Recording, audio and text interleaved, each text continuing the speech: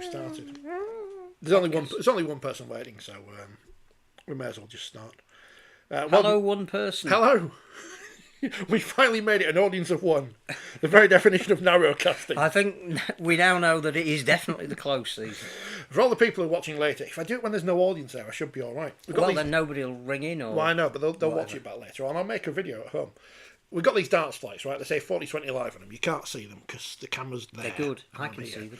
But they're actually made by professional dart people. Not the PDC, they're different. If you want a set of 3 darts flights, all you have to do is send a donation to the Leeds Children's Heart Surgery Fund. Let us know and your address, and I'll send you some darts flights because I can't do a marathon. You know, Kevin Sinfield's doing another stupid thing, isn't he? I can in a car. I mean, I'm getting an exercise bike, so I could do it. I could do it.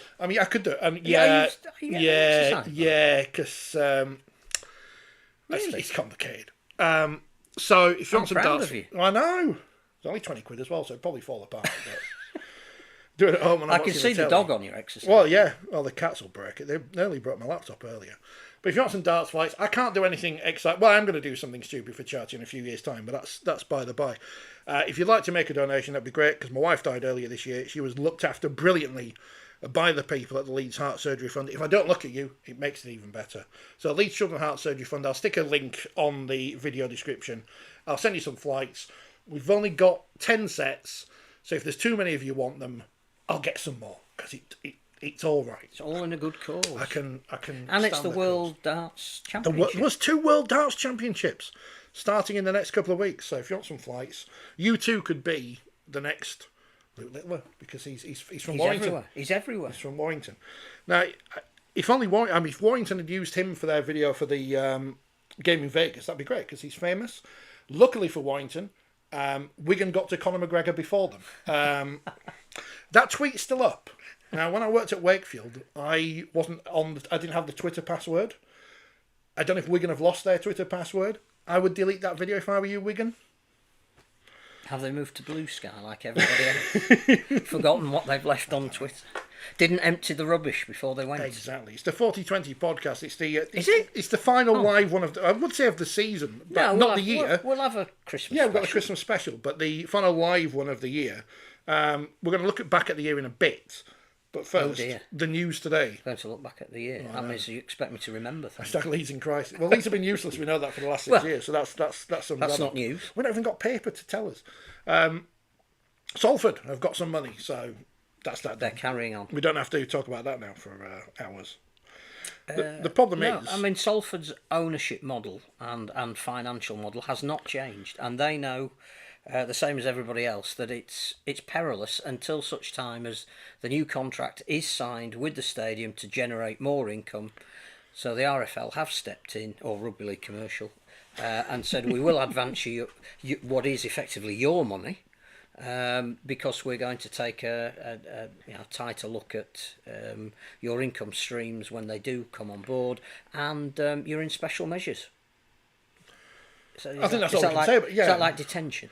I think that's all we can really say about that story, isn't it? Because as we said it before, seemed to become a major issue for a very short amount of time, and then it's resolved. Yeah, so there's just nothing to... It's resolved. Until 3 months down the line, or 12 months down the line.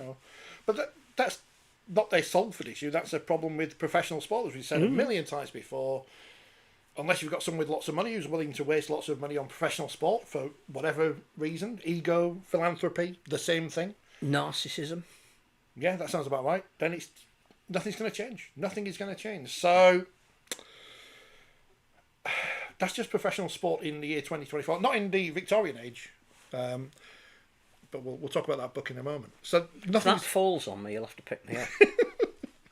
Nothing is going to change, is it? Nothing is going to change at Salford unless someone comes in with lots of money. Exactly. The financial model, is one that is based mainly on the largesse of director Paul King, who by his own admission is not a wealthy man, but he's put up his house and as much security as he can to keep the club going, and deserves nothing but credit for that. No one wants to see anyone lose their house because a professional rugby team needs money to pay expensive players. So when's Nelly McDonald going to get sold? Because he's obviously he wants to go to the NRL. Has he come back yet? I don't know. Some people say he hasn't. I think Salford are one of the few teams that haven't seen pictures of pre-season training. So, no. People are training. Who's a famous Salford celebrity? Not Morrissey. Who's a famous non-controversial Salford celebrity? Are there any? Isn't Mr. Campbell's from Swinton, but he doesn't count. It's where you draw. Yeah. I mean, is any of the Manchester United class of '90? They're all Salford, aren't they? Who can be the Bob Geldof of this thing? Not Gary Neville. Not Gary Neville. Not after his restaurant shop, I think, in Leeds. He put money into a restaurant. Oh, yeah. But I don't think it was his. I think he was an investor in it. Oh, right. Well, I know, but he, But it was one of them posh restaurants. You needed a mortgage to go to. Comrade Neville. But, as Phil says here, we don't get enough fans through the gate, never have in my lifetime. So how does that change? This is a constant question we asked about rugby league as an existential crisis. We know it's great, but how do we get more people to watch it either in person or on TV? Because either way, we'll make more money if there's more people watching. Well, you try and appeal to a younger audience, because those of us who will always go. How you do that, I think, is partly to do with scarcity value, which is something that we mentioned briefly on the way to the beautifully appointed studio that we currently sit in. And that is, don't have pre-season games that replicate your opening fixtures, because it becomes ultimately self-defeating. So I understand that if you want to have a Boxing Day game at Headingley, tradition says it should be Wakefield. But then when the fixtures come out and the first game of the season at Headingley is Leeds and Wakefield, it doesn't have that same impact. So Morgan Knowles' testimonial game, 2 weeks before the season starts, St Helens versus Salford. Fixtures come out, first week of the season, St Helens versus Salford. Somewhat self-defeating in terms of getting a new audience and bigger crowds. Russell Watson is from Salford, says Phil. So there you go. Right. Is he still popular? He doesn't do the go compare. No, he doesn't. No. But are any other famous Salford people? Sheila Delaney. Trevor Hunt. She's not with us anymore. No. I'm going to look it up. You have a look at it. Because you can, can't you? You can look on the internet. I mean, it's great. That's how I do a quiz every day on the radio, by going on. Or we get in touch with Martin Kellner, who normally goes, yeah. and your boys got a hell of a beating.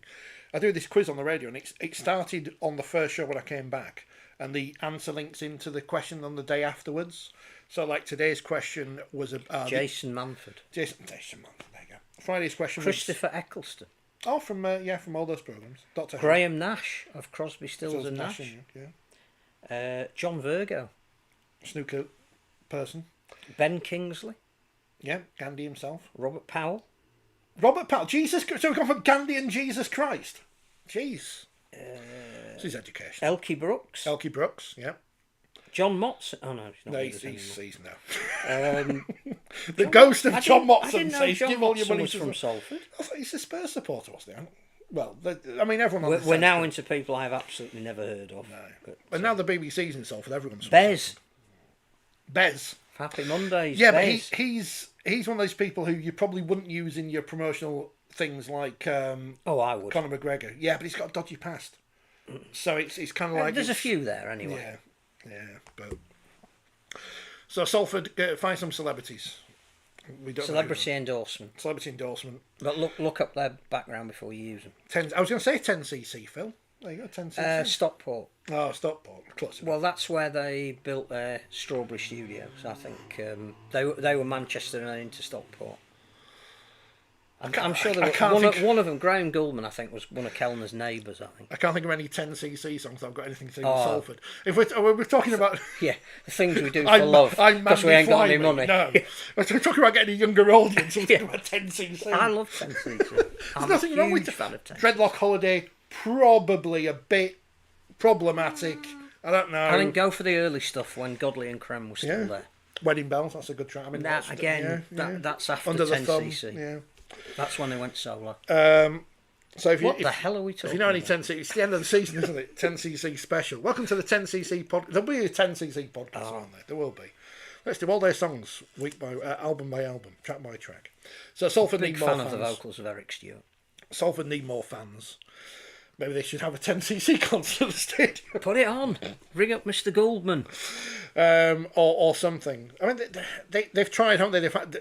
They did the advert last year to get local bands in to try and build up an atmosphere and stuff, and people had to go at them because they're asking them to do it Towards for the free. end of the season, it was getting there. They had a couple of games that at home that had a really good atmosphere. They were clearly going to finish in the playoff positions, and you know they I don't know how you. Success is one of the areas that you can bring people in. They got to Wembley, they made the playoffs. There's not a lot more on the field they can do. So imagine, Salford in the last 6 years have been to Wembley. Yep, been to a grand final. Been to a grand final. Surely that must be worse than useless though, because Leeds have been to a grand final and won at Wembley against Salford, and they're useless. Yeah, absolutely. Basket cases. So yeah, it's Ollie and Blaze. Now he's gone to the other. Is that what it is? Yeah, probably. The Dewsbury Rams says, we'll get on to the highlights actually. We'll come on to your thing in a minute, Andrew. Before we get on to fixtures, what's this book about, Phil? This is a giant book. If you need a book... This brick. if you needed something to open your door, as well as provide entertainment, it was a gap in the market, which historian Graham Morris has spent 10 years of his life heavily researching and trying to fill. That in the same way that we talk about... Well, we don't. People talk about football really began... when the Premier League started, and forget about its context and history. And in the same way, we've done that a little bit in rugby league. With our starting point is the Northern Union split in 1895, which in some ways is the logical place to start the history of rugby league. But clearly, a lot of clubs that were involved in that had a past as rugby union clubs. So Graham has gone right back to the beginning of the formation of rugby, which was in and around the 1860s, which was, Queen Victoria was on the throne.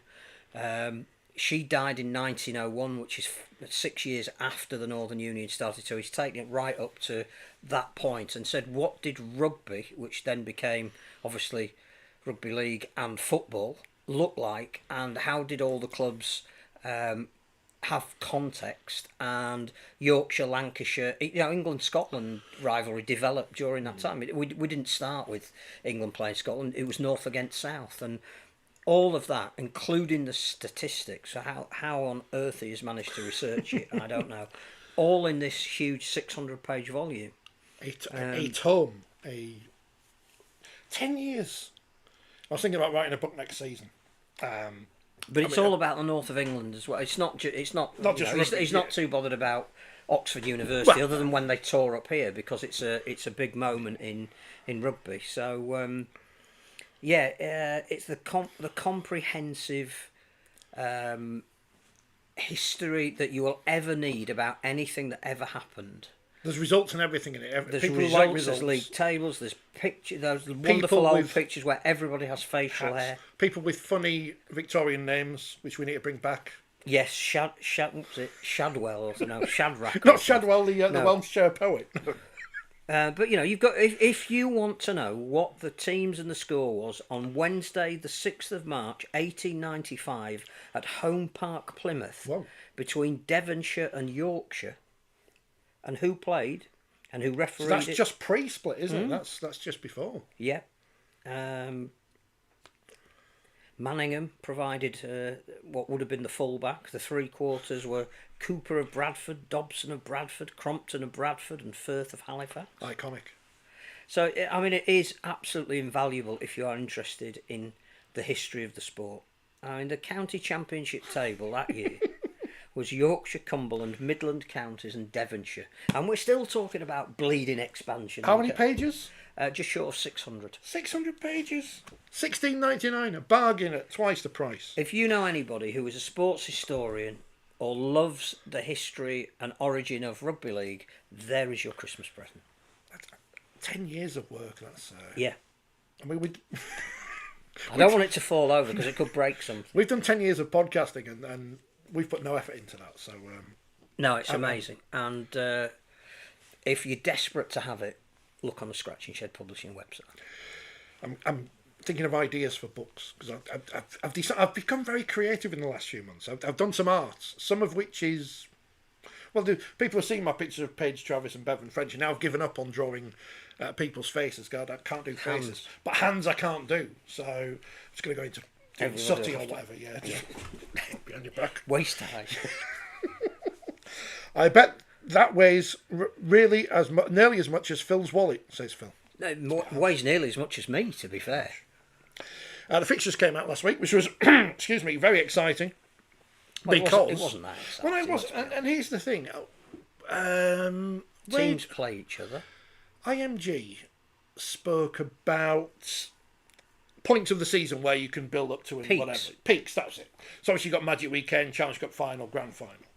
And in the off-season you've got nothing, apart from squad numbers, which, yeah. Is Conrad Huller going to play every week at centre for St Helens? Probably not. I don't want to tell Paul Wellens what he's doing. But Or tell Conrad Hurrell, to be honest, because he might be around your house. we like him. St Helens Mascot. But the fixture thing, right, if it's going to be a thing, make it a thing. Get some famous people like Russell Watson from The Singing, or whoever. Young people influencers. Yes. Get them to release it on Instagram or the Snapchat or the TikToks and do a video about it or something. Have you seen the Catalans video? Yes. It's great. Clever. Brilliant. Really clever, modern. Concerned about Funny. whoever was wearing a sock on the Wakefield one. That was Funny. Very, very funny. big sock though, but it's very concerning. But do something like that. Don't And have a proper launch. Don't Exactly. dribble it out. We're going to release it on Thursday, right? Fair enough, right? We're going to let the clubs do their first game on the Wednesday, right? That's great. Well, not really. Well, no, Again, it's detracting. But it's the clubs get because some. they give you the first 2 rounds. It's like, But the clubs get some IMG things. But then, before that, they've got journalists releasing them. So it's like pointless. It's like we're building up to this thing, and actually we've just told you already. So either do it properly as an event on Sky, on the BBC Breakfast, because they like us, on Talk Sport. Maybe Hawksby and Jacobs can read out the first lot of fixtures or whatever. Maybe they've asked and no one wanted to do it. I don't know. But the way we do it, pointless. Just release championship fixtures tomorrow. it. I can't wait. Oh, no, I don't care anymore. No. no more championship talk on this podcast. That's done now. What's the championship? What's that? League One as well. What? You'll get the League, League One One? fixtures. With Cornwall and... Swinton's first Swinton. game. Yeah, I mean, lots of people are looking forward to that Challenge Cup draw because I know there's at least one person who doesn't want to go to Cornwall in the first game. No one wants Cornwall, do they? Maybe they've got knocked Not out away. before that point. Not away. They can get knocked out before that point, can't they? Yeah, they'll lose to yeah. some amateur team again, a community team. Or Sorry. possibly another League One team. Yeah. Or a championship side. So the fixtures are... The fixtures are out and we start too early. We've said it every year, but we are trying to cram too much into what is supposedly a summer sport by kicking off in January. Well, I was going to come back to something you mentioned earlier about necessarily the Boxing Day game, but that plays a part in it as well. And St Helens playing Salford, both of which games will be repeated. Bradford playing Keighley. Don't care about that. I've said that. But again, both games that will be repeated in the same venues. Yes. In a few weeks' time when it actually means something. Yeah. Now, we know that when they compile the fixtures, they have to take into account stadium availability, apart from when it's Huddersfield. We don't know where that game is. Huddersfield playing Wigan at home, except it won't be home. It'd be at Halifax. Well, take it on the road. It'd be in Halifax because they've got no imagination. Take it on the road. It'd be if Betfred was listening, Fred, I'm sure he loves it. He loves his rugby, does Fred? He does. But if he was watching, he'd be laying us 1-2, 1-3, 1-4. That game is played at Halifax. So the stadium availability, football, whatever, blah blah blah. Pitches being ripped up. Yep. So we know that there is something built in. Call it latency. It's not the word I'm looking for, but it sounds good. It's like when people say, "What was on that Salford statement?" All those words that meant nothing. Oh, there were words. There were definitely words. They were in an order, but we're not sure if it was the right one. Have you got a book of business jargon downstairs? Something that would Commercial speak. CJ would have said to commercial speak for dummies. To Reggie Perrin.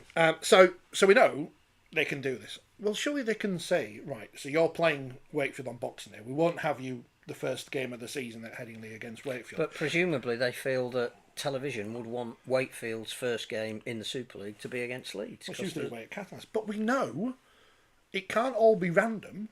Because St Helens no. play Wigan on Good Friday and it's Hull not play that. Hull on Yeah. Good Friday. So we know it can be manipulated. We know it is manipulated. So why don't they take that into account? Well, we've got Magic as well Oh, confirmed. Magic. And the fixtures therein. And all the prices of the hotels of Newcastle. But unfortunately at Magic, which looks like it could be really good this year, we're going to play in Warrington. Which is fine, except they're also playing in Las Vegas. And, it goes back to this... Are they playing for the Locker Cup in Magic Weekend like they did the other year? Or are they going to is play it like the Fasolei Keelty trophy? They just get played every time they play, every 6 weeks that they play, it's up for grabs. If we just don't need loop fixtures. If we're going to do it properly. If not, and it is the shambles where teams play each other 3 times before they play another team. And so again, you can manipulate the fixtures. It can be done. There's that picture of Ken used to see on the stairs at Radio Yorkshire. But I don't know. I just think if we're going to do it properly. If we're not going to do it, just release it as an Excel spreadsheet, and everyone goes, "Ooh, look, fixtures." And everybody's looking at when they're playing away in Catalan. I say everybody, but a lot of people who do like to make a priority of that. And those that have got them in the middle of August are far happier than those that have got them in the beginning of February. When have Leeds got them? Beginning of 9th of February. Oh, yeah, that's a bit unfair. No, 9th of March they've got them, I think. I mean, as we know, Leeds are useless, so... Or have been useless, sorry. Are they good now? I can't remember. I didn't positive noises. With Mr. Arthur now at the helm, but clearly they haven't played a game. All the clubs that are back at pre-season training. Yeah, the coach is great. Yeah, it's great. Yep. Yeah, give it a few weeks. I do think Jamie Langley is a significant addition to the coaching staff. I've not watched yet the Spirit of the Rhinos documentary, which is on Super League Plus if you want to pay for it, or if you're a Leeds member, I think you get it free. Yeah. But it's an hour long an episode. That's a lot of time for me 4 to watch hours, the Leeds. 4 hours. It's a lot of Leeds Rhinos I've got to watch, and that's but most of the time they'll be losing, so you'll quite enjoy. I know, but it's funny because I skipped to the end of the first episode not to find out what happens. I know what happens at the end. But to see who the voiceover was, because I didn't recognise his voice, and I still can't remember his name. But he's got a great voice. I wish I had his voice. But it's after the victory at Castleford, and everyone's like, "Yeah, Rhinos are back!" Easter, yeah, and I'm thinking, "Yeah, lads, enjoy. I know where this goes. Enjoy." So yeah, if you are, I'll review it in the magazine next month anyway, because I need to write about something, and it's either that or Shine on Harvey Moon, and I might get both in, because I'm just going to leave calling from accounts until January when there really is nothing. I can't do sports personality again because I'm not watching it. I'm not watching it. I don't care. What if Matt Peake gets Coach of the Year? Well, he won that thing, didn't he? The sports. I'm not a member of the sports. Am I a sports journalist? I'm in the Rugby League Writers and Broadcasters. Nobody's ever asked me to be part of the Sports Journalists Association. Not that I should. I think you probably have to pay more than a tenner. You'd probably have to cover football as well, I suspect. Yeah. So, yeah, congratulations to Matt Peake on winning that. I was going to look up the Sports Journalist Awards, but I'm not really that. Well, we don't normally, being Rugby League, don't normally get included, and so, another barrier broken by the great Matt Peake. And we've been followed on Blue Sky by St Helens Women. And I don't want people to think that I follow St Helens Women, because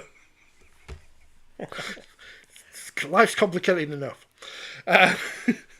Carsten says, that will be expensive baggage.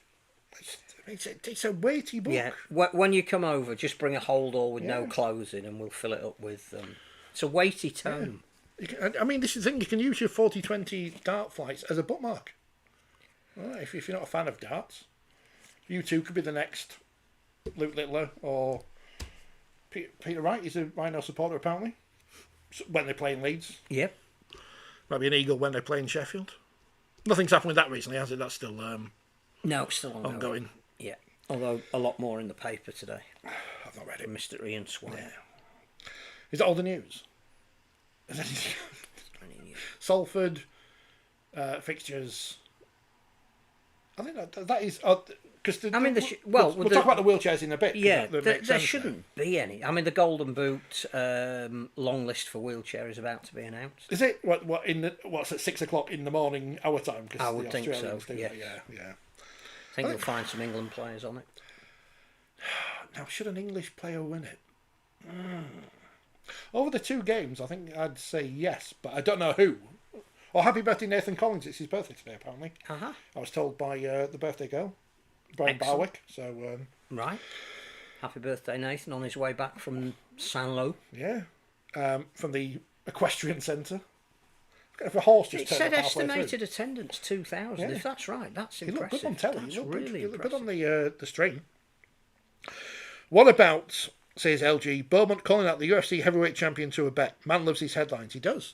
He's not as bad as Ed Sheeran, though, invading Sky Sports yesterday while they were interviewing the new Man United manager. Why did he think he was able to do He just went up to hug Jamie Redknapp, which is a strange thing to do anyway, but yeah, Ed Sheeran. America, NFL, they've got, what's her name? Famous singer, Taylor Swift. Play her on the radio all the time, don't know her name, Taylor Swift. Glamorous, exciting, good pop music. Other half plays. We've got Ed Sheeran in the Premier League. Not quite as exciting music. Some would say dull. I wouldn't say that when I've played him on the radio, because obviously when you're on the radio, you lie. Or I just say, Ed Sheeran there. Memorable tracks by Ed Sheeran? Can't think. Not Galway Girl, because he's bloody awful. Can't think. And he's got his Christmas song with with Elton John, which will be on the radio non-stop. But the 40 years of Do They Know It's Christmas is out. Oh, God, just been released. Yeah. Which is disgraceful because they've missed out Band-Aid 2, which is the best Band-Aid because it has Kylie and Jason on. And all the Stock Aitken and Waterman gigs. Yeah, but you see, I'm old enough to remember the first one and how exciting that was. Yeah, but it's very much the law of diminishing returns. It's like Warrington and Wigan. We're all excited for when they play in Vegas, but when they play in the grand final, we know now. Or the Challenge Cup final. Or the Challenge Cup final. 2025? It could... No. Don't go early. Good old Dexy. I mean, I was going to write his name on Twitter when I put Ed Sheeran, but I thought I'll just say the honour of Lee instead. Cause, I didn't really see that. I saw it, but it didn't mean anything. He's from Wigan, isn't he, Tom Aspinall? So yes, and I know there's a local Derek's flown out to support him and get him on the pitch, get him there. So that is all the news. The news is Derek Beaumont has offered someone a bet. So get in touch with Fred. What has happened this year? Well, we'll start with wheelchair rugby league because there was the games at the weekend, so we can weave a tapestry, and then we'll go through what has happened in 2024 as a whole. What an exciting season it was, especially if you're from Leeds, because they won all their games apart from the well. We start with Catalans winning the European Club Championship against Wigan, which was a great occasion. That was on YouTube, wasn't it? I think? Looked good on, was it the RFL's YouTube channel? Or Sportsman or something. One of them. Yeah. But it looked a great occasion. Yeah, it was good. And Catalans, too good for Wigan on the day, as they were in the Challenge Cup final as well, unfortunately. But again, plenty of people went to Sheffield that afternoon. Yes, so they've enjoyed themselves. I think Sheffield were involved in some kind of training session beforehand, and they appear to be growing the game in South Yorkshire and beyond as well. So that's good. And obviously had their first England international, I assume, this weekend. They did. Scored 2 tries. So it's all... The sport's growing, which is exciting.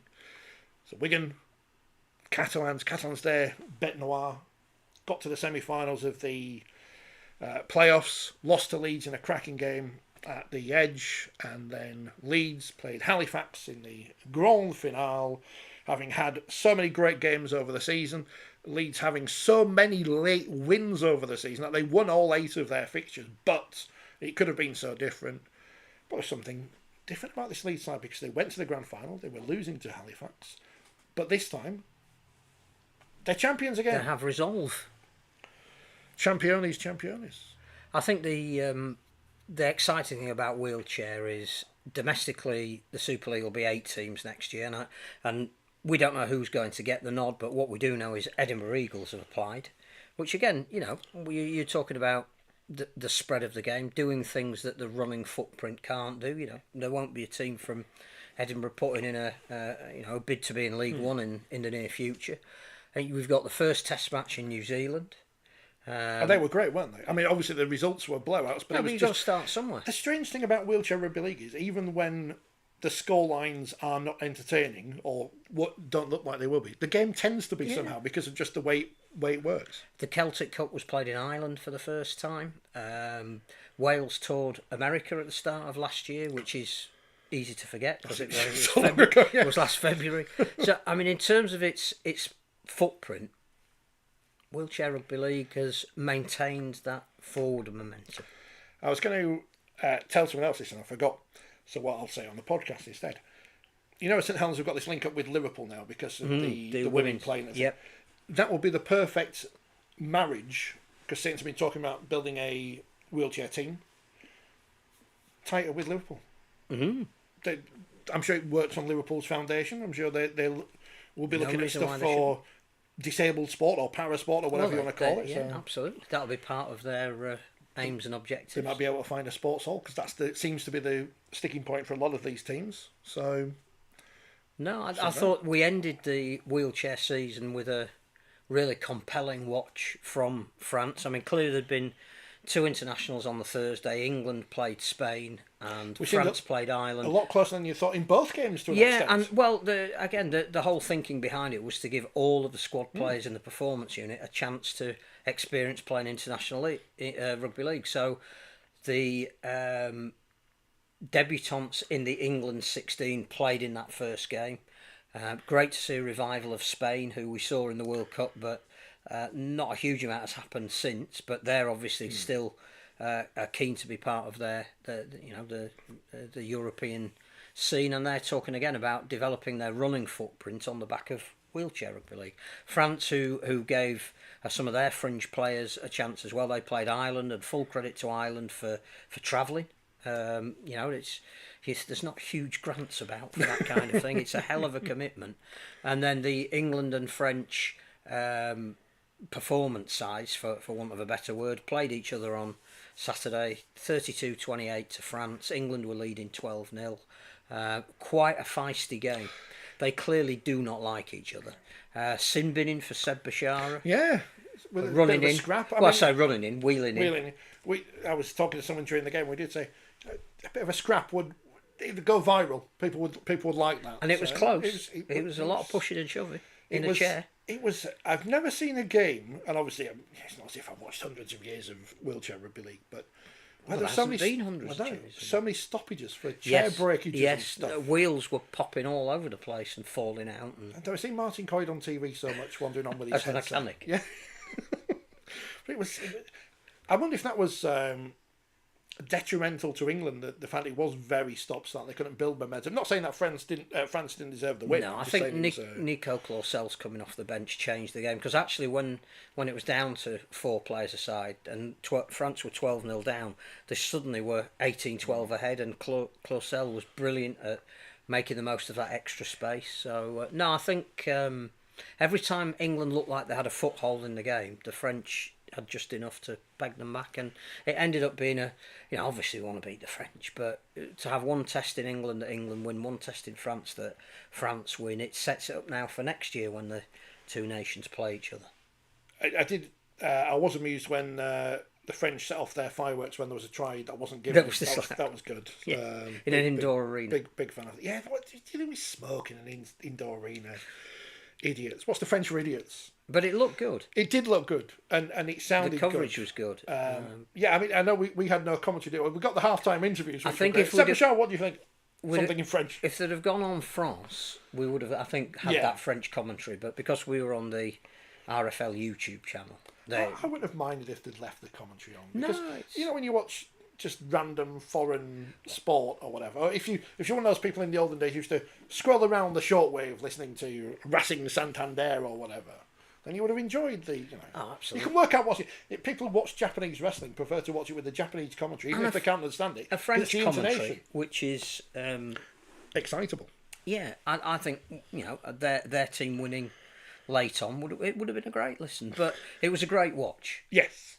And a good season for wheelchair, and as has been said in this very studio a couple of times, we just need to get more promotion for it. We need more people to get eyeballs on it, because the sport will sell itself. People believe that these 2 teams don't like each other, and that is a key factor in getting people to watch, because I know they obviously get on. There's mutual respect, but there's also there's a dislike there, and that's good. Yeah. Because there's a lot of things in sport that aren't real, and this is real. No. And the thing is, after watching it, you want when's the next Test match? Yeah. I know you want to build the club game, but also England-France is just this great. You're also building up to the next World Cup, which is likely again to be an England-France final. Unless, obviously Australia looked quite good against New Zealand. we'll see. Slightly concerned that Spain had Eric Perez on the bench. Well, he's certainly Is not a Cornwall It's anymore. always been. But yeah, both those games were closer than you would have expected, and no one is saying that wasn't England. Or in the way that if you remember before the Adam Rugby captain him, he's a fantastic player, and Jack Eggy was superb. And he's been on the podcast when it was the draw last year for the European Championships, it didn't happen, and England were going to go to Serbia and whatever. And it was very much, this is the England Knights. No, just say it's England. No, it doesn't matter. And this was England. Because I'm sure... Joe Coyd played. He was on the Wheel of Steel shortlist, wasn't he? He may or may not be on the... of course. Golden Wheel. But when England played Japan yesterday in the other rugby, I'm sure that was a much changed side, because you don't need to put all your stars out there. But no one says it's not England. I don't know either. Someone did a pass behind his back. I thought, rang he chase? What's happened to him? Nico Clausel didn't play in the game in... No, he didn't travel over. No. Lots of people with legs missing and stuff. It's great when people are hobbling around with one leg and you think, what's going on here? They're having their chair fixed. Yeah, no, it was a brilliant spectacle, and it ended a season where, again, I think there's much to build on. Person of the year in Wheelchair Rugby League?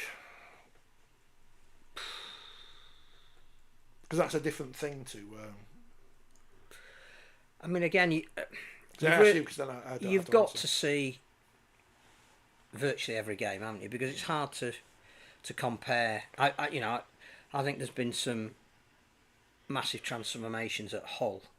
But for me, in the games that I've seen... I think Nathan Collins has been outstanding. Every time I've seen him in what has been a big game, he's been the best player on the field. And you shouldn't make comparisons, and you can't, and we're not... But we have, so it doesn't matter. We've done it before. He's the nearest thing to Rob Burrow, isn't he? Yes. And there's something about him as well. That he it's not that he doesn't suffer fools, but he doesn't like to do an interview, and he will if you ask him, and he'll do you a really good interview. But he's always looking at the next performance. He doesn't particularly want to analyse this one. And Rob was very much like that. And it's a team game. I don't really want to talk about what I may or may not have done, but I think he's been great this year. Martin Coyd says... No, he wouldn't be my personality. No. Mid-season international in the pipeline. Well, get some new wheels, Martin. Get the toolkit out. Better chairs. Now going to refer to as the mechanic. Yeah. Wheelchair Rugby League made of Lego. Almost as if, the assassin, the mechanic. The thing about that is don't over-egg the pudding, because whilst the mid-season international will be great, something to look forward to, let's hope it's in a prestigious venue, what's going to happen at the end of the season as well? Are we definitely going to say that the Fasolei Keelte trophy is played over 3 test matches in the year, and the winners will be the one that have won? Because at the moment we're playing it, and then we're sort of announcing another one, and then we're playing for it again. But people like the idea of just doing that randomly during the Super League season. Everyone plays for a trophy at some point. Just invent a game. Yeah, great. It was brilliant, and hopefully Martin had a safe journey back. And we'll look forward to more in 2025. Yeah. Whenever it happens. It's on the rise. Well, while we're reviewing 2024, and you've just mentioned him, that we can't not mention Rob Burrow, because he's been a key piece of this year. And it's this incongruity that we've got to talk about everything that's happened in the year that we can remember. But there's a big difference between Leeds playing Lee after his death and Wigan winning all 4 trophies. They're completely different things and can't be compared. But that's... I mean, we said it at the time, so it's only things we're saying again now. But you can't imagine... I can't imagine there ever have been, or would have been, a reaction from the general public to a rugby league player dying than there was for Rob Burrow. And hopefully that never happens again, as I said at the time. But his legacy and the dignity of his family and everything that's happened before and since with Mr. Sinfield, who's doing it again. I don't know what else you can say, really. I'm not I can say. And you're obviously close to the whole thing at Leeds. And I think the game showed itself in its best light for all the wrong reasons. Yeah. So I think the outpouring of love, support, grief, the turning up at Headingley to lay shirts and flowers and scarves. Wembley was extremely emotional and reverential and all the right words. The big flag at Wembley went up and down the stands was just amazing. I think every club bought into the fact that they wanted to, quite rightly, support someone who clearly meant so much to the game. So each individual club, when they came time to play their respects, were fantastic. But if you're talking about the most emotional day of the season, the Leeds League game at Headingley, Brodie Croft's try, which I haven't seen too many people score a try and be as emotional afterwards, and he sort of like drew the number 7, pointed up to the sky, and then his whole press conference was about having somebody alongside him that pushed him to score, and all of that, plus the near full stadium. The Leigh fans were wonderful. So many shirts of other clubs were there, even though it was just a league game that their team weren't playing in. The Bradford game, when he played his last minutes, as the disease was announced, was astonishing. The tribute to him at home to Leigh was equally a game that will sit in the memory forever for everybody who was there. It was, I'd say, it was the sport at his best, and he, as you quite right to mention the family, they are astonishing people, and they handled themselves and the magnitude of the occasion so well. The saddest part of the season, but also even in Rob's memory, perhaps the most uplifting. It was, hopefully we'll never have to go through that kind of thing. But if you're going to do it, and you're going to do it right, that was right. Yeah, and Leeds as a club got it right, and the sport got it right, and the people behind the scenes. Sky at the time, Sky got it right. The people behind the scenes worked at Leeds, who I hope they get a rest. They worked incredibly hard to make that event exactly what it needed to be. But it wouldn't have been quite the same if the Leigh fans hadn't also filled out the Western Terrace and showed such respect. They bought a flag that day as well, and everybody involved in commemorating Rob when the devastating news broke, that was expected but not. Credit to the sport. I know the season started again, but I hope the people at Leeds who were closely linked do get the chance to. I think there was a lot of looking after. I think they understand the need to to comfort each other and do the right thing welfare wise. It's not just players. No. But no, it was an amazing period of the season where we all came together. It's next month's issue, isn't it, where there's the big list of people? Yes, we're working on that. Which sadly gets bigger every year. I don't know why I laugh. You know what I mean. All home safe and sound, says Martin. Great tour for everybody, players and staff. Exceptional hosting and presentation from the French. It looked great. It looked really... And again, we talked about breaking new ground. That's Northern France, which again is new to wheelchair. So let's hope.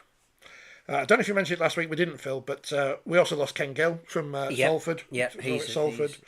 And Kevin... Keith Hepworth. Yeah, you can't get a more of its time nickname, but also perfect than the H-Bombs. That's such a great nickname. Yeah.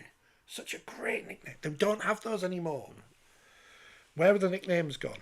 Not the characters, not going down that route of things, but where have those nicknames gone?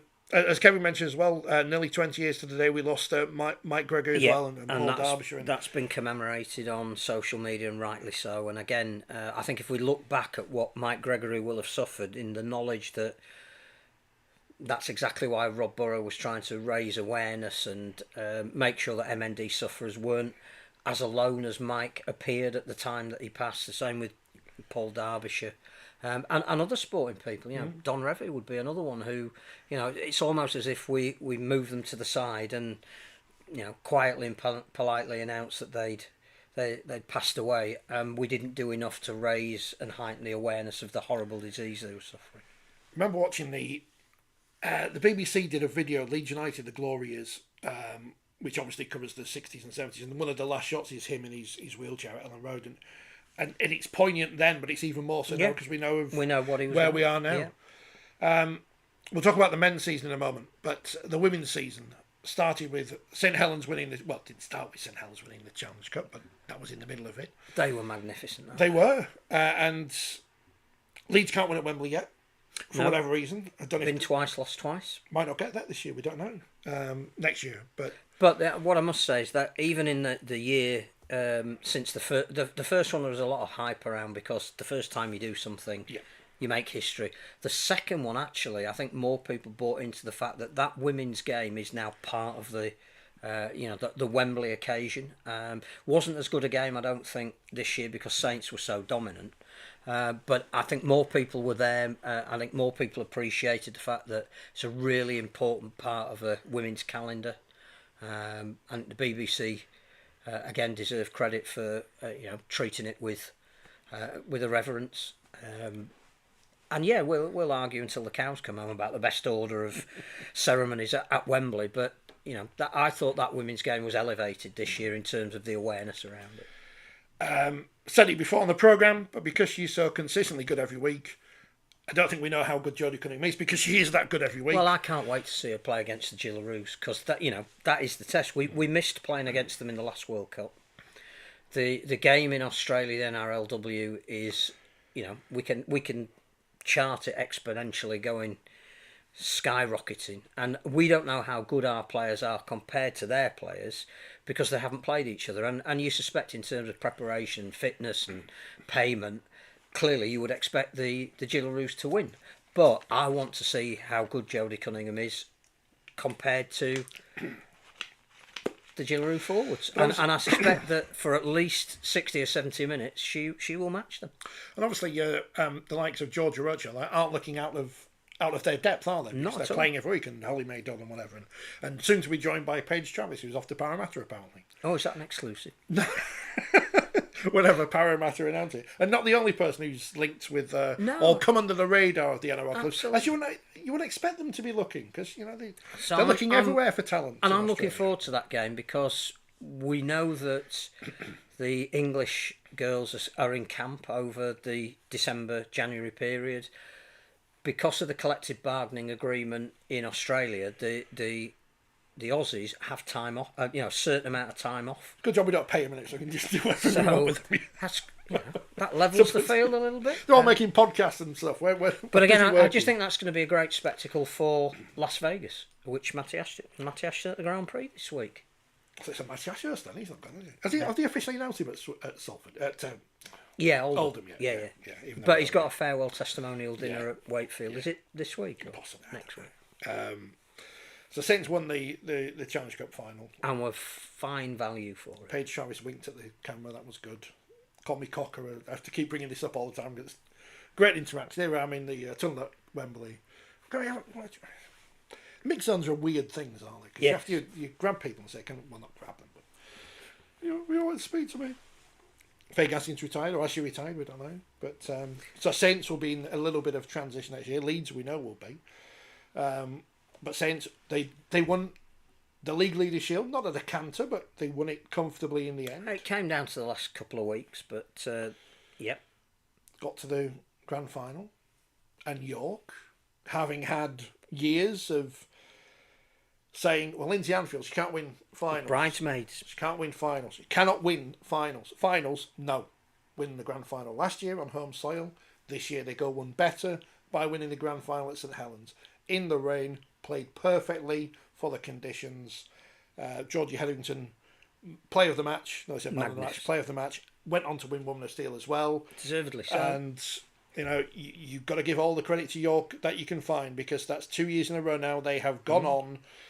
Because they've had that reputation, but now they've done it. Suffered horrendous injuries this year as well. So many. And overcame, even at the start of the season, Sinead Peach, obviously, good news, she's not an injury now has offspring, which is, our congratulations go to her. But again, I wouldn't say it necessarily came as a shock, but you're planning your season and she was at the season launch, she was there. Your key player then says, I probably won't be playing this year, which is something the men's game doesn't have to put up with. No, I mean that's what that should come in now. When the Absolutely. the rugby league unions, the players' union, they should come in and say, well, right, 9 months off now for paternity leave.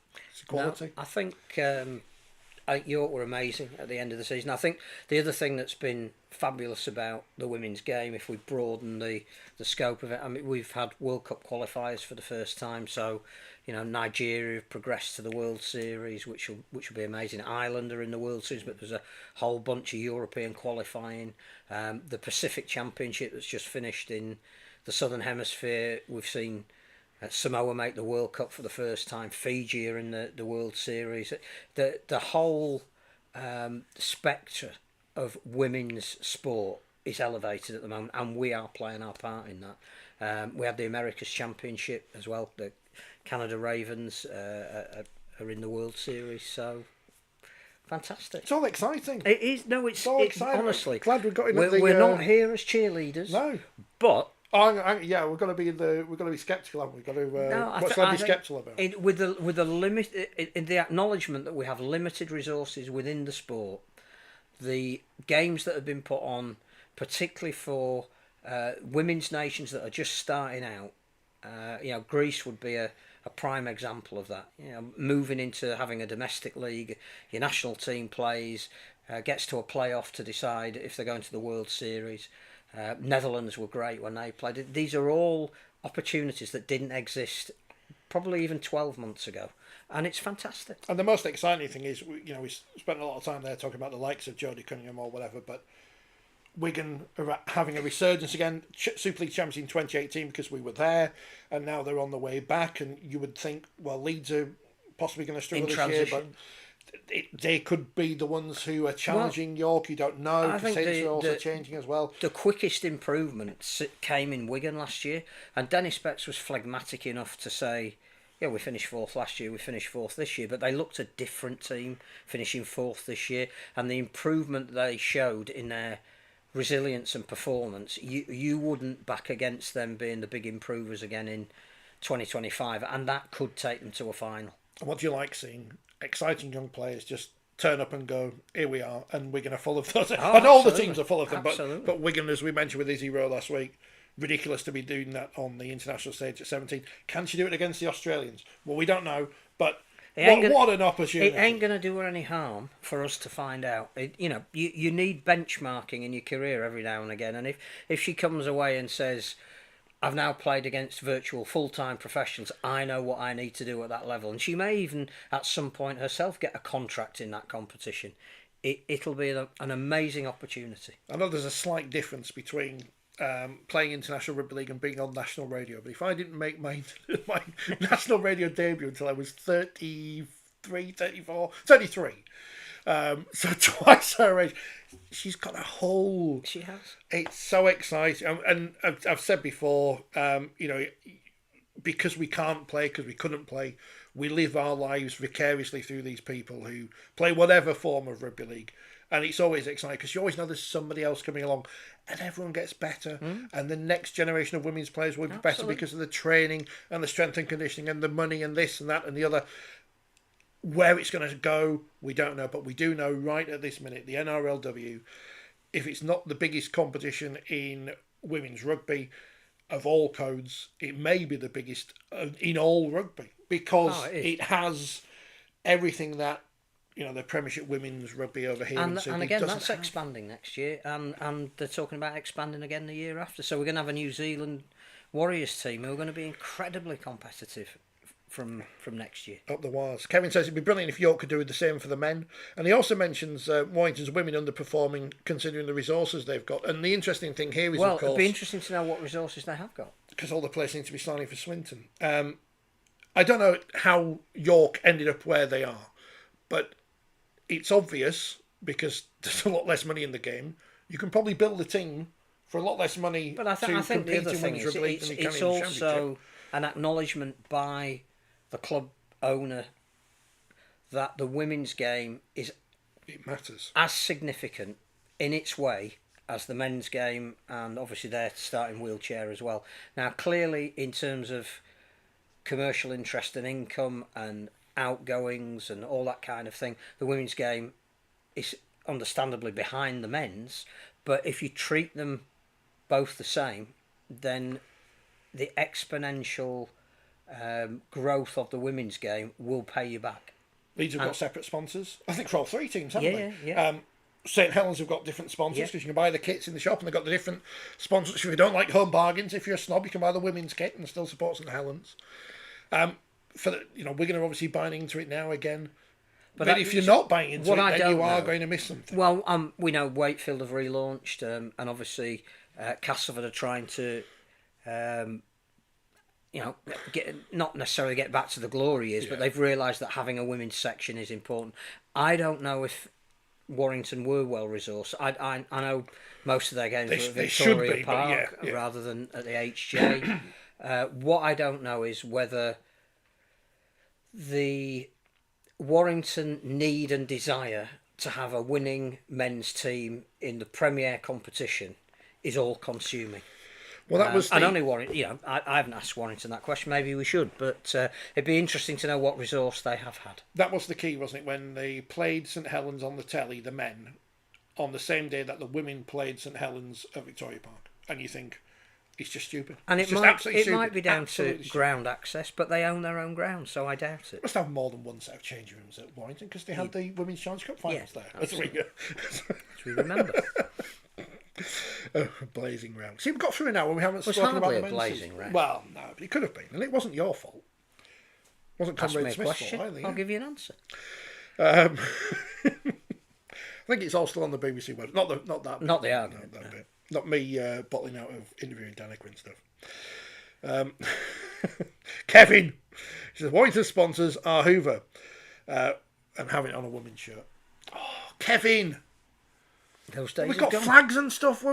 Walk Rugby League podcast. That's probably the era of Rugby Victoria. I can't say that, Kevin, but yeah, it's quite funny. I do like how they've integrated it properly on their kit this year, and surely Wigan and Warrington must be having a special kit for Las Vegas. You'd hope so. I know they've already got their charity kits and this and that and the other, but if you don't, you're foolish. You've got to have as many kits as possible to fleece the fans, to widen the range of things fans can wear.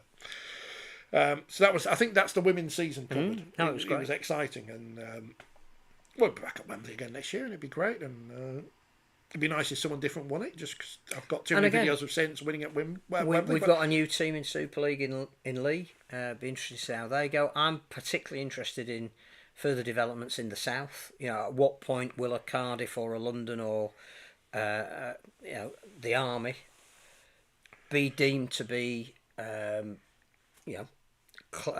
they had the opportunity this year, didn't they? They had the playoffs. If they'd have won the playoffs, then they would have got into Super League. Lee were too good for them. But I would hope that there will be the opportunity.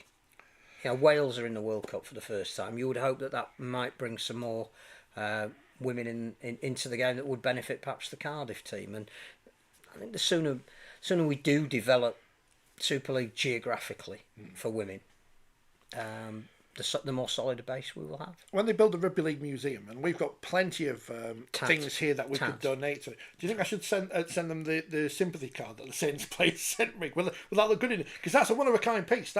You won't find that anywhere else. I'm pretty sure not. The men's season was dominated by Wigan Warriors, who won everything. Including, will they win the BBC Sports Personality Team of the Year though? Because the Rugby Union, the men beat Japan yesterday, so that might mean they might win. What would be nice would be if there was recognition of their achievement, whether that's the team or Matty Peake winning the Coach of the Year, or Bevan French should be up for the award, even though he's foreign, because Frankie Dettori was nominated for it once and he's foreign. Well, he could even be the Overseas Player of the Year, couldn't he? But I don't know what's happened in any other sport this year. What's happened? Oh, we had the Olympics, didn't we? Anything happened at the Olympics? Yeah, we won some medals. Yeah. But I think you've got to start this Wigan story. The amazing thing about Wigan is the ability to, like IMG have told us to do, peak during the season when it really mattered. And that I'm not sure. I love the grand final this year. Thought it was a great game, great occasion. Everything about tough and uncompromising rugby league that we admire. Didn't particularly enjoy the Challenge Cup final because Warrington, by their own admission, didn't turn up. But really loved the World Club Challenge. And I know we're going back to the very beginning of the season. It's hard to remember. I did remember that happened though, so that was all right. But Liam Moore won it for Wigan, didn't he? That was the it was his try-saving tackle, his drop the goal. Sports Personality of the Year, yeah. No, I thought again a full stadium, fantastic atmosphere, post that lit up. Wigan promoted that game absolutely at another level. They were magnificent. Hats off to Chris Radlinski for all of that and his team at Wigan. We talked about the leads behind the scenes. Wigan equally as impressive in promoting that game. A great result for British Rugby League. Absolutely no whinging from Penrith afterwards, which was brilliant. Ivan Cleary wanted to focus on how well Wigan had played, and how they'd done enough to disrupt from Penrith from doing what they wanted to do. I thought that was a fantastic event to launch the season. It's a real shame we haven't got it this year. I know we're going to get Vegas instead, and I think is it 9:30 on Saturday night is the pictures from Wigan Warrington. So it's a sort of a prime time Saturday night slot. Why haven't we sold that to the BBC as part of the deal? Because that's something that you would. I know the crowd's not going to be great there, but it's still that's going to be it's going to be full of people from Wigan and Warrington. That's what I mean. But they'll get close on 55,000 people because they had the World Club Challenge on this year on the BBC. Maybe. I mean, I know they've got Wakefield on a lot because obviously the BBC have bought into the Wakefield story, and there might be a new roof or something. But I just think that we the men's season, Wigan dominated, but that victory right at the very beginning set the tone for me as to why they were such a fantastic team. And then to be able to come back and ride a little bit of a there's always an element in the season where the form dips, to then come back and win the League Leaders' Shield. Fantastic. To take that into the grand final and dominate that in the way they did and not conceding a try for the second year running. That is, to do that over 10 months is astonishing. I think the whole KR story was great, and they genuinely are a threat now every year, which is fantastic. I think Salford again managed to do everything that everybody said they couldn't do. If we all look back at our predictions for last year, we all had Salford towards the bottom end of the table. I don't think anybody other than a Salford fan had them in the top four. That was magnificent. Warrington improved, but haven't yet got over the final hurdle at Aintree to win the Grand National. Still a faller at the last fence. Was that Foynaven? Devon Lock. And it was an interesting year because Catalan were off the pace from where they'd been. St Helens, clearly, when James Roby isn't there, it's going to have an impact. Were slightly off the pace that they'd been at. Leeds never got back to the pace that they were once at. Missed out on the playoffs for the second year running. So, full credit to Lee for making the top six as well. Yeah, because there was a point where you didn't think they would, wouldn't you? And they managed to just get think there. we got some different names towards the top. We didn't quite get that new name on the trophy that everybody says is really important. And the battle at the bottom was fascinating. But again, really was almost overshadowed by grading at the start of the year. Because we don't know how London or Hull would have recruited if they hadn't had their indicative grades. Or even Castleford. Castleford went for an option whereby we won't finish bottom, but we're not going to challenge the playoffs, and we're going to do a lot of stuff around grading points instead in terms of where we're spending our money. But I don't think that detracted from the season. I think the London story almost got a momentum of its own because there were a lot of people that didn't want them to finish bottom. As it happened, they did. And probably must be, apart from the Hull fans, everyone else listening to this podcast. But it was... there was a danger that grading might overshadow anything other than who was, but it didn't. The attendances held up, the TV ratings held up, the gradings when they were announced made more sense when they were firm rather than indicative, and the first year that you do it is not the year to evaluate it. You need to see it play out over 4, 5, 6 years, understand it a little bit better from both the clubs and the spectators' point of view, realise that for professionals who play the game and for clubs that need performance points, it does matter where you finish. And it always will. And it may not determine automatic promotion relegation into Super League, but it still matters, and I think that did come over.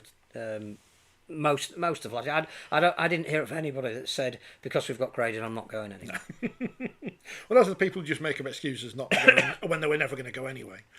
I mean, there was that great moment in the World Club Challenge, or after the World Club Challenge, when Nathan Cleary must have been stood there for ages getting selfies and signing autographs with the fans. And he's the best player in the world. It was brilliant. Or one of the best players in the world, because you can say his teammate is. And then again, what Penrith did in the NRL Grand Final again gives you an indication of how good Wigan were that night, because Penrith came with virtually everybody. They played, by their own admission, at that point in the season as well as they could have been expected to play, and they didn't win. Chris says, any chance of a positive Warrington comment from Phil? The impact of Burgess as a first-year coach was remarkable. They didn't win that, didn't they? So. Yeah, but that's not how he's judged, is it? No. He was judged to come in and break the hoodoo. I mean, and here's what. And if he can do it next year on the basis of what he's learnt this year, fantastic. Is that when his contract ends at the end of next year? I don't know if he signed 2 or 3. I think he signed an extension. There was, yeah. I think he's there till, is it 2027? Yeah, but still, when whoever gets sacked at. But again, when Bennett fails, it's also about you cannot change your squad of players overnight. So no, it's Hull will find there'll be a certain way that Sam Burgess wants to play, and I think even he would admit that team that he had last year wasn't entirely the team that he wants. So we can't judge it. I think we can judge that he made an impact and a difference, but the two big games were the Challenge Cup final and then into the playoffs, and that's where they stumbled. So, yeah, great that they showed improvement, but the proof of said pudding. We didn't mention Huddersfield there because there's nothing to say about Huddersfield, and we'll see how they get on under Luke Robinson. I like what they're doing under Luke Robinson. I think he's the right man for it. We said it at the time. I think it needs somebody that understands the DNA of whatever or even sets the DNA for what Huddersfield is. This is where grading should give you a chance to really give time to a coach. Absolutely. Because although it is important, it's also not the be-all and end-all. So yeah. Castleford getting rid of Craig Lingard was a surprise, but now they've got another coach in who is going to be given time because, well, if you've made that decision in the first place, you've got to do. Hull will find now, as we kind of mentioned last week, they may have lots of money. And I was just thinking about this then. It reminds me of Wakefield in the year 2000. Other than that, the guy who's got money actually has money. Yes. But you can say all you want, we're going to sign John Olomu or Jason Robinson or the Johns brothers, but they can't go out and sign Nathan Cleary or all of his teammates at Penrith or whoever's the big rugby union player in the world. I don't know who it is, but or Owen Farrell. They can't spend $10 million on Owen Farrell. The big bloke in the rugby. He's injured now. He's rubbish. He's got out of the game. So how do they can't change in a year in the way that Warrington can't, but Warrington are a year further showed down. Improvement, and that's great. But Warrington's fans and particularly management need silverware. From where we were the year before, says Chris, we weren't expecting to win it last season, but we came close to doing the double from anyone that anyone thought at the beginning of the season. So great, progress, absolutely. Ian asked if we've put the boot into Saints yet. Well, we kind of did, but well done to Bradford for signing Wanga Blake. Did we not see him last year? Different competition. It's different. I think there's no point putting the boot into Saints because they were always going to be the team in transition. They didn't realise how important Louis was to them. No, they did. They suffered some injuries in key positions as well, more than they have in any of the seasons that they were winning things. So I wouldn't put the boot into them. I want Paul Wellens to succeed as well as Sam Burgess because I think British coaches really are worth supporting. I fear which is why Brad Arthur's so important to Leeds. I fear I've jumped onto the Wanga Blake pylon, but he wasn't very good for some. No, and there are overseas players that are much better in their second year when they're a bit more used to a small pitch at Bradford, the lifestyle, culture at Bradford. Growing in the toilets. LG says, Fev beating Wakey in a mud bath, highlight of our season. Yeah, good try from Gareth Gale in that one, wasn't it? Congratulations to him on his recent wedding. Fev, did everyone not know about Paul Cook? Well, it was in his column this month. Because I thought, when that was announced, exclusive. I thought, I know I'm part of this extravaganza, but I know there's things that I think did I already know that? Oh, I'm sure it would. Anyway. No. I think... I don't know. But they need stability because they've had lots of chopping and changing. And the fact that... I'm going to say James Child. Not James. James Ford. James Child is not the coach of Featherstone. James Ford has had a year and he hasn't been sacked.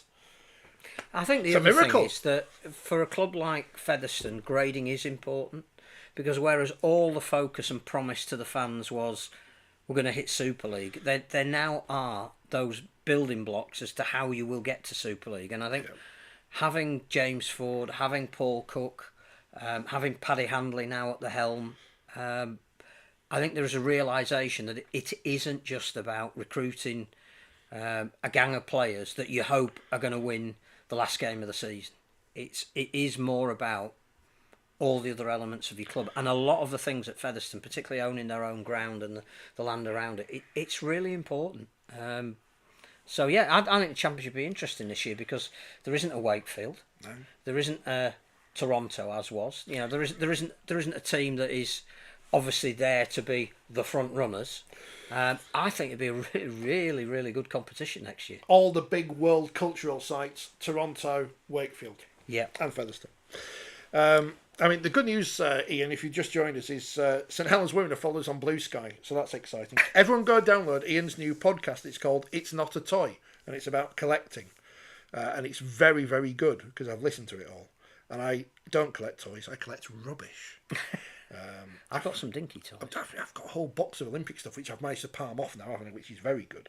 So I'm very happy with that. But, I mean, I've still got it at the minute, but I'm going to put some more stuff. Got my Sabutia. Put some more stuff in the box. But don't tell her. But my mum will be happy at least. Andrew says, hours ago, when we were talking about 10cc, the Dewsbury Rams winning only 2 games against the Doggies and the Eagles was about as good as it got this year. There's always next year. There is. There's always next year for Dewsbury.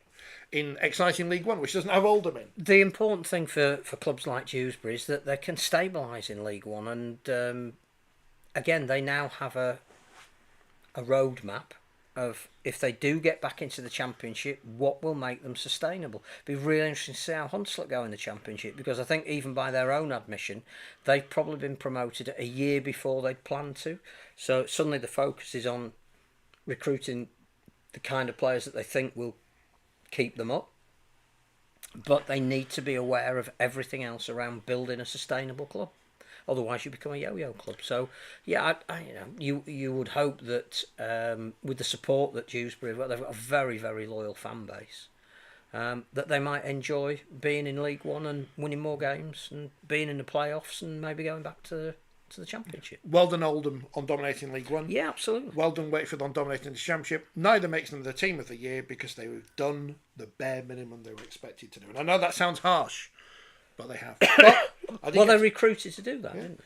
I did get to see my team at Wembley. It wasn't quite as the moment I thought it would be, but it was still nice. It wasn't quite nerve-wracking. No, it was still nice. You knew, didn't you? Just before half-time. I knew when the draw was... Yeah, thankfully we didn't play Bradford, and that's the only thing that mattered. But, yeah, so I've seen that now, so... We've got to win the proper It will be interesting to see how the Championship League One evolves from here in this era, because I'm not sure we've heard the last of that, and how sustainable League One is in the long term. Be really interesting to see how Gould do in their first year. That'll be something that obviously will this time next year will be reflected on that. I don't think they're going to be easy beats by any stretch of the imagination when you look at the calibre of some of the players that they've recruited. And it won't be an easy place to go. I think Scott Taylor will make the Victoria Pleasure Grounds anything but for the opposing teams that come. The Victoria Pleasure Grounds? That's a great name for it. Unless it's going to be sponsored now by some like local mechanics or something. The TK Mechanics Arena. But it'll be interesting because I think they will add an element into League One that bridges that gap between development teams and traditional teams. Is there an index? There's about 75 appendices. Jeez. A goal mentioned in this? No. No goal. Well, they might be mentioned. Well, I know, but just call these newspapers. None of these exist anymore, do they? For the podcast listeners, I'm reading the book. I'm not reading the book because it's got 600 pages. Rugby Victoriana: The Highs and Lows of Northern Rugby, in Victorian England. I love those badges. The Baines they cards. need to bring those back. The Baines cards. I've got a couple of Wakefield things and a silk from cigarettes. I mean, cigarettes are obviously bad, but the collectibles, they were good. So well done to the people at the cigarette manufacturers and when they used to sponsor everything. But that is a book. That is a book. That is the epitome of labour of love. The book I'm going to write is not going to be quite the same. It has to be said. Shadrock Dunning. There you go. It fell on that page.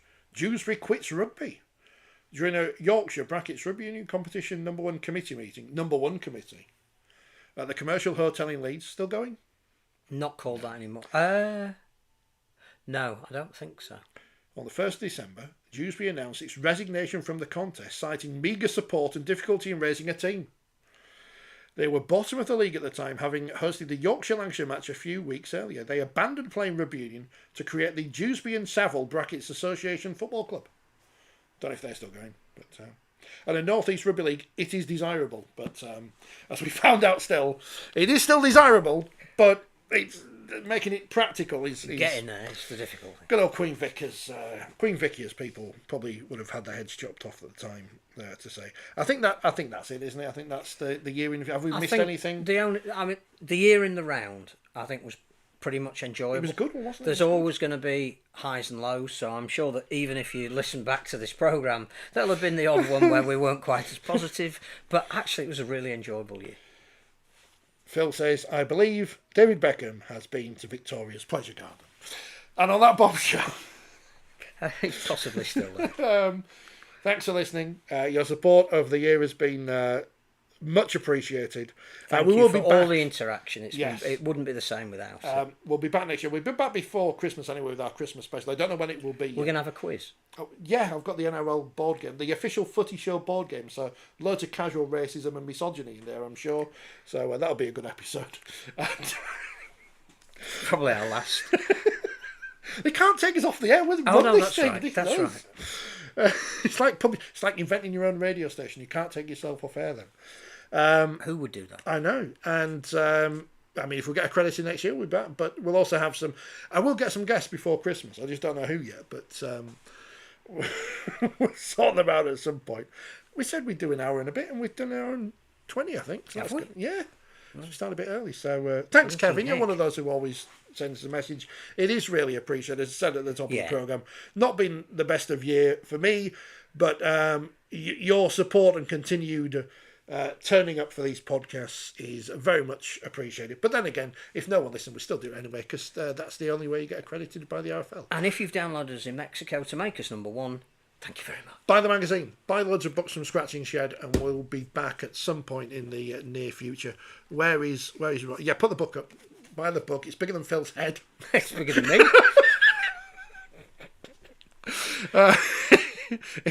I've broken the microphone. He's running. Ta-ra! Ta-ra!